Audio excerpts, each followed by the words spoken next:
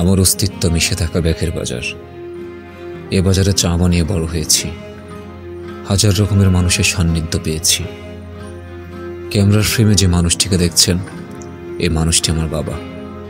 বাবারা থেমে থাকেন না, এখনো চায়ের কাপে বাবার সকাল হয়। এই ছেলেটা আমার বন্ধু, বিষাদ মিশ্রিত প্রবাস জীবন কাটিয়ে এখন নিজেই ব্যবসা করছে। এ বাজারে ধূলিকণাও আমার আপন, পরম আপন। আমার অস্তিত্ব, আমার শেকড়, আমার গায়ের গন্ধ।